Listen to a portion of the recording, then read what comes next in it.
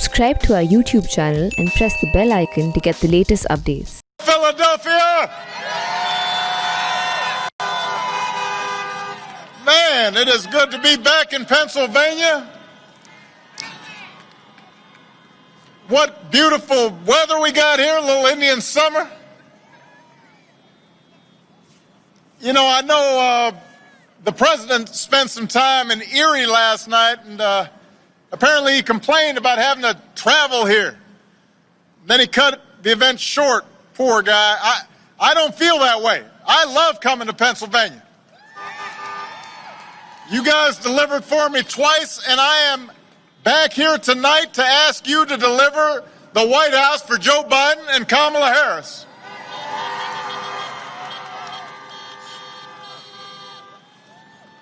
I want to thank Mr. Philadelphia, Charlie Mack, his daughter, India Marie. What an outstanding young lady she was. Those of you who are fathers and have daughters, you know how that feels when you see your daughters just shining. I know a little bit about that. And it was great to see Representatives Brendan Boyle, Mary Gay Scanlon, Governor Tom Wolf, Attorney General Josh Shapiro, Mayor Jim Kenney. Philadelphia, we got 13 days. That's our lucky number right here.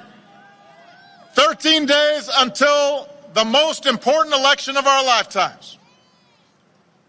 And you don't have to wait for November 3rd to cast your ballot. You've got two ways to vote right now. Number one, you can vote early in person through next Tuesday. How many people, anybody here voted early already?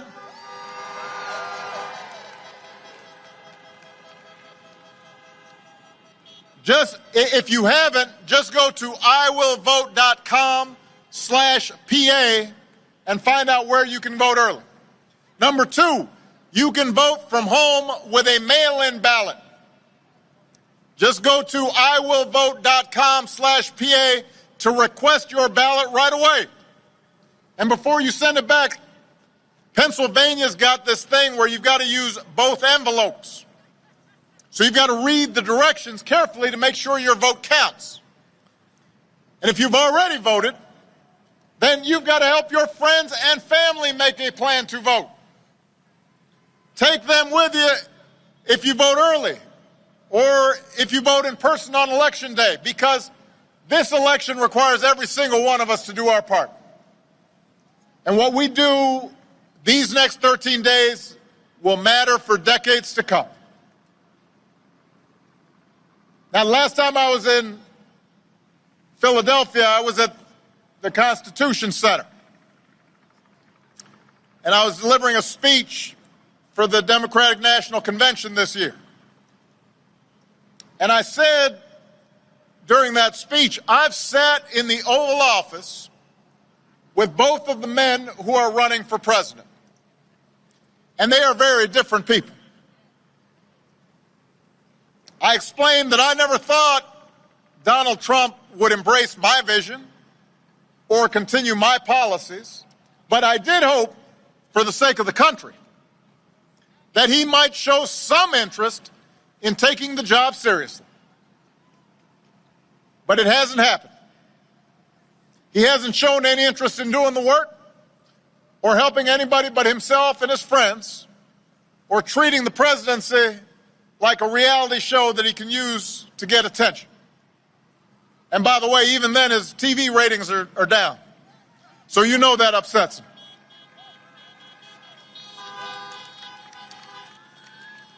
But the thing is, this is not a reality show, this is reality. And the rest of us have had to live with the consequences of him proving himself incapable of taking the job seriously. At least 220,000 Americans have died. More than 100,000 small businesses have closed. Millions of jobs are gone. Our proud reputation around the world is in tatters. Presidents up for re-election usually ask if the country is better off than it was 4 years ago. I'll tell you one thing, 4 years ago, you'd be tailgating here at the Link instead of watching a speech from your cars. The only people truly better off than they were 4 years ago are the billionaires who got his tax cuts. Right now, as we speak, Trump won't even extend relief to the millions of families who are having trouble paying the rent or putting food on the table because of this pandemic. But he's been doing all right by himself. As it turns out, this was just reported in the last 48 hours. We know that he continues to do business with China because he's got a secret Chinese bank account. How is that possible? How is that possible? A secret Chinese bank account.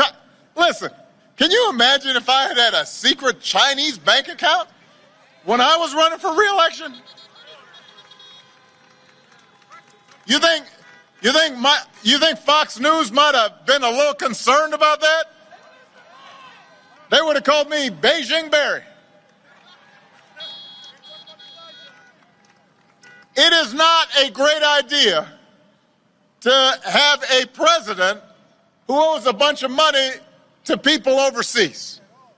That's not a good idea. I mean, of the taxes Donald Trump pays, he may be sending more to foreign governments than he pays in the United States. His first year in the White House, he only paid $750 in federal income tax. Listen, my first job was at a Baskin Robbins when I was 15 years old. I think I might have paid more taxes that year working at a dispensing ice cream. How is that possible? How many people here paid less than that? It's possible, just possible now, that if you are living high on the hog and you only pay $750 in taxes, that maybe, just maybe, he might not know what working people are going through here in Pennsylvania. We cannot afford 4 more years of this, Philadelphia. But the good news is, right now you can choose change. Right now you can vote for my friend Joe Biden and his running mate Kamala Harris as the next president and vice president of the United States of America.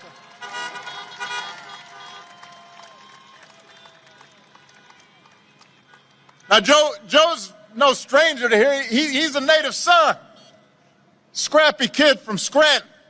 You know him, and you know he knows you. But let me tell you how I came to know him and how I came to love him. 12 years ago, when I chose Joe Biden as vice president, as my vice presidential running mate, I didn't know Joe all that well. We had served in the Senate together, but we weren't super close. He and I came from different places. We came from different generations.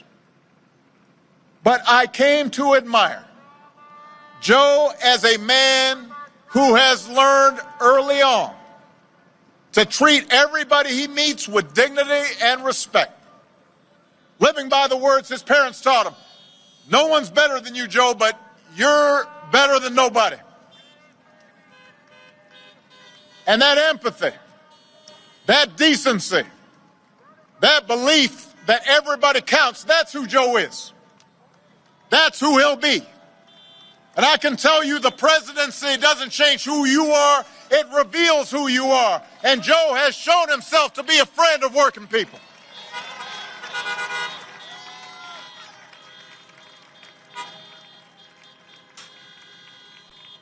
For 8 years, Joe was the last one in the room when I faced a big decision. He made me a better president, and he's got the character and experience to make us a better country.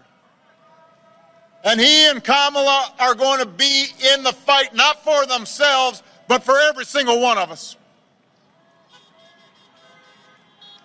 Look, I get that this president wants full credit for the economy he inherited and zero blame for the pandemic that he ignored.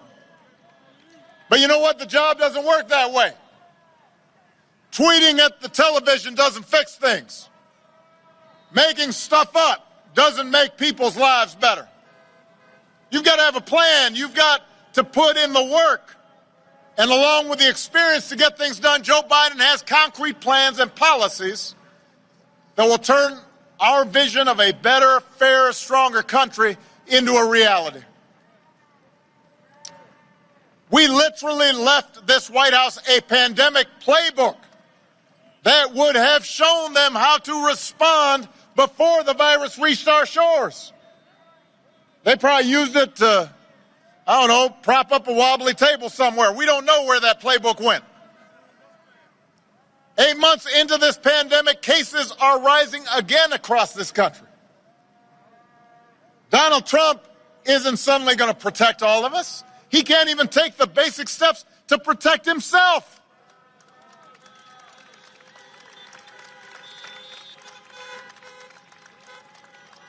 Just last night, he complained up in Erie that the pandemic made him go back to work. I'm quoting here. He was upset that the pandemic's made him go back to work. If he'd actually been working the whole time, it never would have gotten this bad.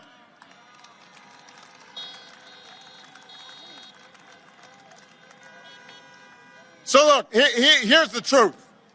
I want to be honest here. This pandemic would have been challenging for any president. But this idea that somehow this White House has done anything but completely screw this up is just not true. I'll give you a very specific example. Korea identified its first case at the same time that the United States did. At the same time.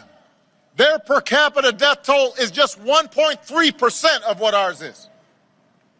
In Canada, it's just 39% of what ours is. Other countries are still struggling with the pandemic, but they're not doing as bad as we are because they've got a government that's actually been paying attention. And that means lives lost. And that means an economy that doesn't work.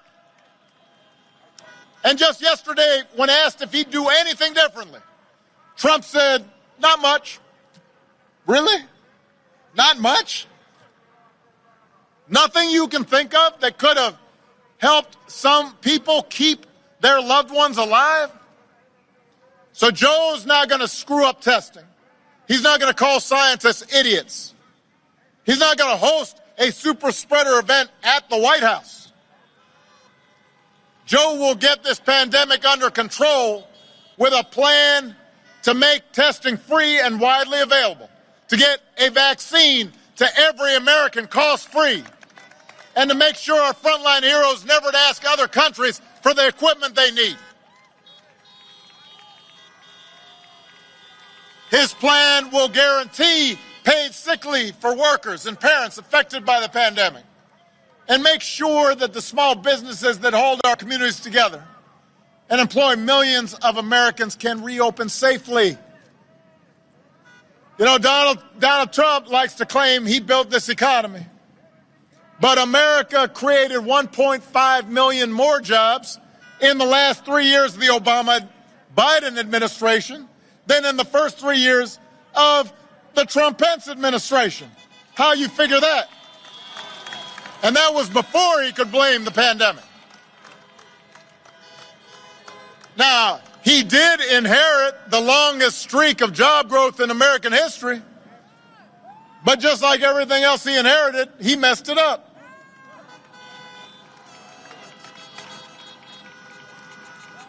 The economic damage he inflicted by botching the pandemic response means he will be the first president since Herbert Hoover to actually lose jobs. Joe's got a plan to create 10 million good, clean energy jobs as part of a historic $2 trillion investment to fight climate change, to secure environmental justice. And he'll pay for it by rolling back that tax cut for billionaires. And Joe sees this moment not just as a chance to get back to where we were, but to finally make long overdue changes so that our economy actually makes life a little easier for everybody. The waitress trying to raise her kid on her own. The student trying to figure out how to pay for next semester's classes.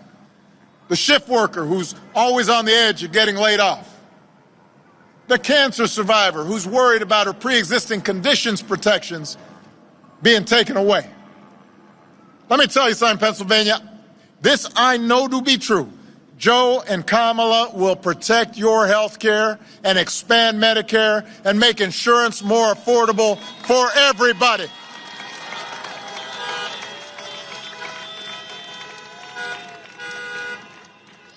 You know, Republicans love to say right before an election that they'll protect your pre-existing conditions.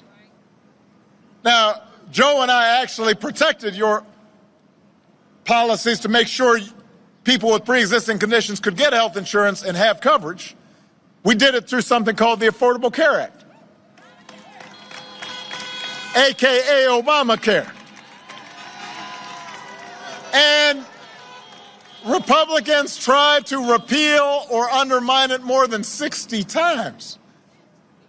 And when they've been asked about it, they keep on promising, we're going to have a great replacement. They said, it's coming. It's been coming in 2 weeks for the last 10 years. Where is it? Where is this great plan to replace Obamacare? They've had 10 years to do it. There is no plan. They've never had one. Instead, they've attacked the Affordable Care Act at every turn, driving up costs, driving up the uninsured. Now they're trying to dismantle your care in the Supreme Court as we speak, as quickly as they can, in the middle of a pandemic, with nothing but empty promises to take its place. It's shameful. The idea that you would take health care away from people at the very moment where people need it most, what is the logic of that? There is no logic. Joe knows that the first job of a president is to keep us safe from all threats, foreign, domestic, or microscopic. When the daily intelligence briefings flash warning signs about a virus, a president can't ignore them. He can't be AWOL. Just like when Russia puts bounties on the heads of our soldiers in Afghanistan, the commander-in-chief can't be missing in action. I can tell you this, Joe Biden would never call the men and women of our military suckers or losers. Who does that? He knows these heroes are somebody's children, somebody's spouse, somebody's dad or mom. He understands that. And he's going to restore our standing in the world because he knows that America's true strength comes from setting an example that the world wants to follow. A nation that stands with democracy, not dictators. A nation that can mobilize and inspire others to overcome threats like climate change and terrorism and poverty and disease. And with Joe and Kamala at the helm, you're not going to have to think about the crazy things they said every day. And that's worth a lot. You're not going to have to argue about them every day. It just won't be so exhausting. You might be able to have a Thanksgiving dinner without having an argument. You'll be able to go about your lives knowing that the president is not going to retweet conspiracy theories about secret cabals running the world or that Navy SEALs didn't actually kill bin Laden. Think about that. The president of the United States retweeted that. Imagine. What?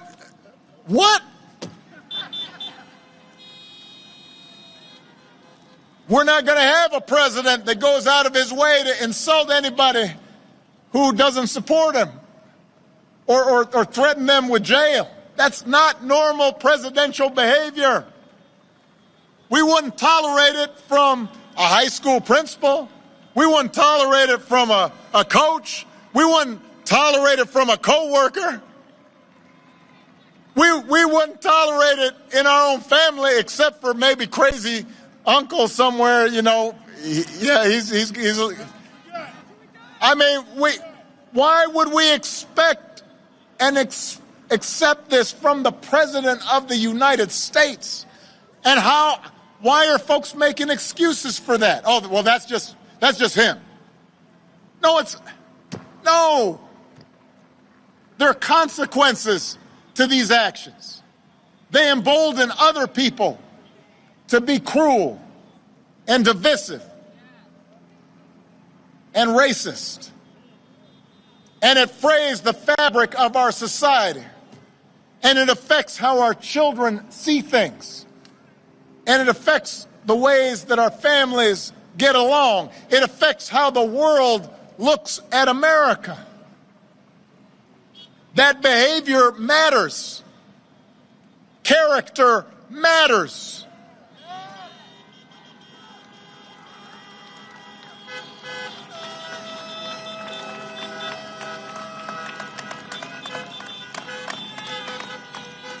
And by the way, while he's doing all that, it distracts all of us from the truly destructive actions that his appointees are doing all across the government, actions that affect your lives. You know, the Environmental Protection Agency that's supposed to protect our air and our water is right now run by an energy lobbyist that gives polluters free rein to dump unlimited poison into our air and water. The Labor Department, that's supposed to protect workers and their rights. Right now, it's run by a corporate lobbyist who's declared war on workers. Guts protections to keep essential folks safe during a pandemic. Makes it easier for big corporations to shortchange them on their wages. The Interior Department, that's supposed to protect our public lands and wild spaces, our wildlife and our wilderness. And right now that's run by an oil lobbyist who's determined to sell them to the highest bidder.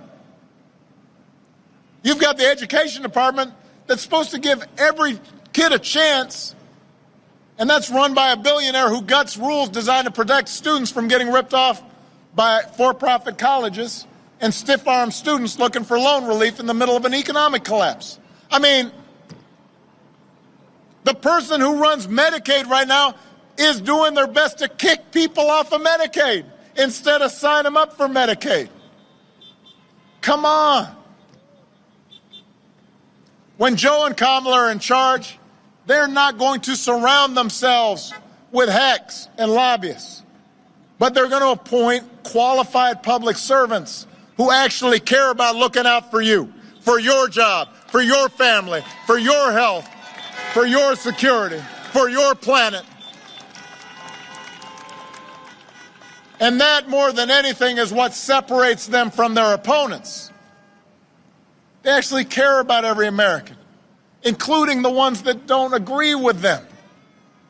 And they're going to fight for you every day.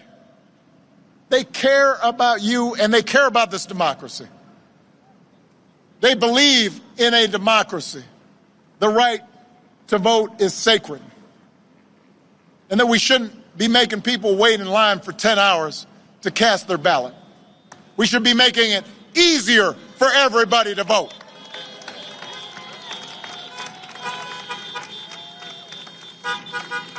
They believe that no one, especially the president, is above the law. They understand that protest on behalf of social justice isn't un-American. That's the most American thing there is. That's how this country was founded, protesting injustice.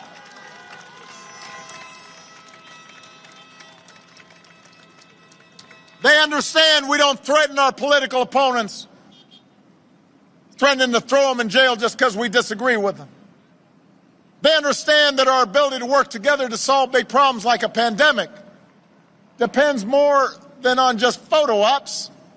It depends on actually learning the facts and following the science and not just making stuff up whenever it's convenient.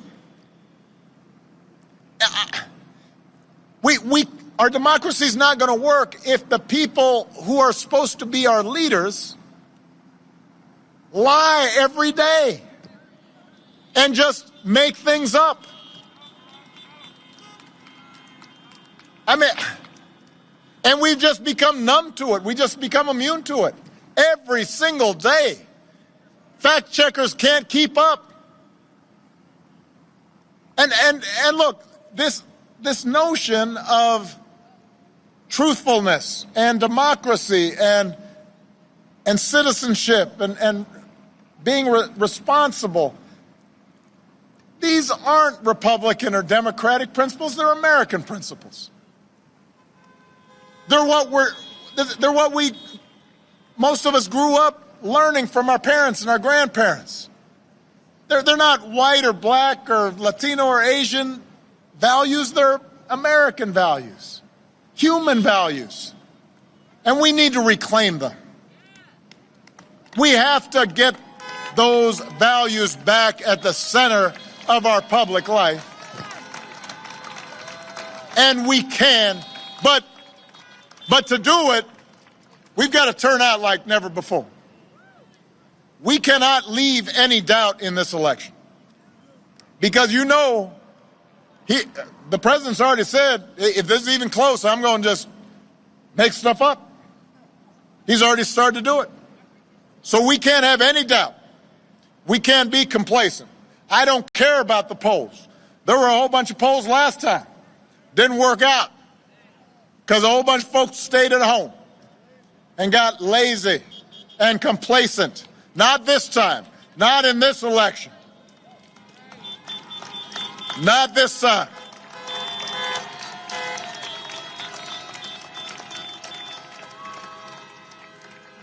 Listen. I understand why a lot of Americans can get frustrated by government and can feel like it doesn't make a difference. Even supporters of mine during my 8 years, there were times where stuff we wanted to get done didn't get done. And people said, well, gosh, if Obama didn't get it done, then, maybe it's just not going to happen.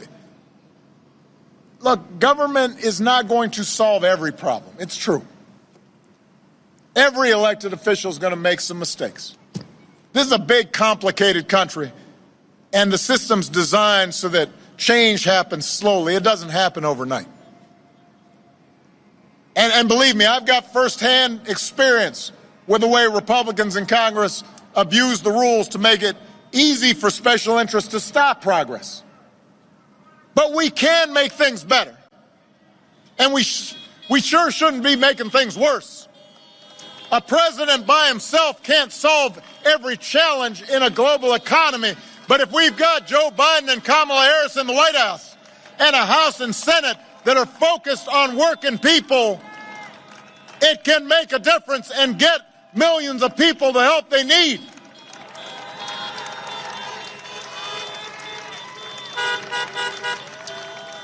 A president by himself can't eliminate all racial bias in our criminal justice system, but if we've got district attorneys and state's attorneys and sheriffs and police chiefs focused on equality and justice, it can make things better.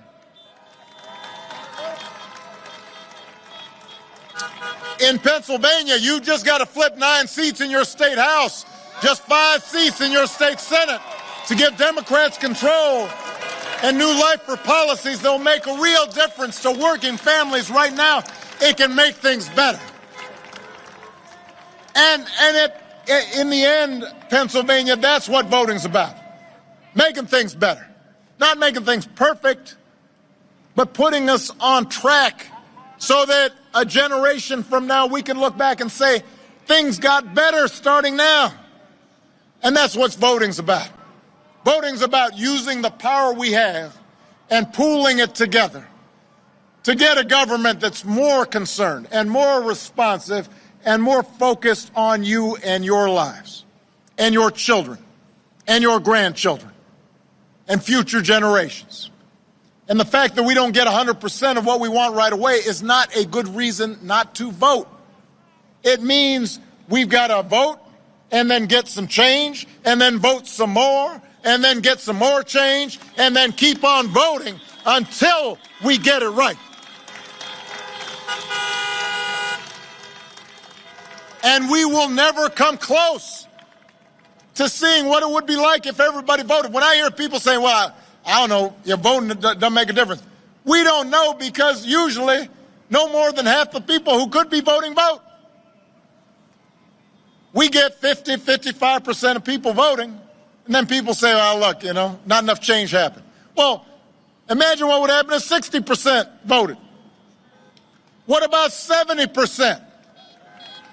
Imagine January 20th, when we swear in a president and a vice president who have a plan to get us out of this mess, who believe in science and have a plan to protect this planet for our kids, and who care about working Americans, and have a plan to help you start getting ahead, and who believe in racial equality and gender equality, and believe in not discriminating against people because of their sexual orientation, and are willing to bring us closer to an America where no matter what we look like and where we come from and who we love and what our last name is, if we go out there and we work, we can make it. And we're part of an American family. All of that is possible. All of that is within our reach if we vote. Because let me tell you something, Pennsylvania, people ask me sometimes, they say, man, how have you been able to take it these last 4 years, just watching all this? How do you keep your spirits up? And I tell them, I say, look, for all the times these last 4 years that we've seen our worst impulses revealed, we've also seen what our country can be at its best. We've seen folks of every age and background who've packed city centers and airports and town squares just so families wouldn't be separated, so another classroom wouldn't get shot up, so our kids wouldn't grow up on an uninhabitable planet. We've seen Americans of all races joining together to declare in the face of injustice that Black Lives Matter, no more but no less, so that no child in this country feels the continuing sting of racism. We've seen folks, our essential workers, our healthcare workers, risking their lives day in, day out to save somebody else's loved ones. We've seen people volunteer and contribute to help those who are having an especially difficult time right now. That's true in Pennsylvania. That's true all across the country. America is a good and decent place. But we've just seen so much noise and nonsense that sometimes it's hard for us to remember. Philadelphia, I'm asking you to remember what this country can be, what it's like when we treat each other with respect and dignity, what it's like when our elected officials actually behave responsibly. I'm asking you to believe in Joe's ability, in Kamala's ability to lead this country out of these dark times and help us build it back better. Because we can't abandon those who are hurting right now. We can't abandon the children who aren't getting the education they need right now. We can't abandon those protesters who inspired us. We've got to channel their activism into action. We can't just imagine a better future. We've got to fight for it. We've got to out-hustle the other side. We've got to outwork the other side. We've got to vote like never before and leave no doubt. So make a plan right now for how you're going to get involved and vote. Do it as early as you can. Tell your family, tell your friends how they can vote. Don't stop with Joe and Kamala. Make sure you vote all the way down the ticket. And if we pour all our efforts into these 13 days, if we vote up and down the ticket like never before, then we will not only elect Joe Biden and Kamala Harris, we will also leave no doubt about what this country that we love stands for. We will not leave any doubt about who we are as a people and the values and ideals that we embrace. What Lincoln called the better angels of our nature, those are still in us. We see them operating every single day. We see them in neighborhoods. We see them in churches and synagogues and mosques and temples. We see them in people helping out a neighbor. We see them inside our own families. We see that what is best in us is still there. But we've got to give it voice. And we've got to do it now. So let's get to work, people. Let's bring this home. I love you, Philadelphia. Honk if you're fired up. Honk if you're ready to go. Are you fired up? Are you ready to go? Are you fired up? Are you ready to go? Let's go make it happen. I love you, Philadelphia. Thank you.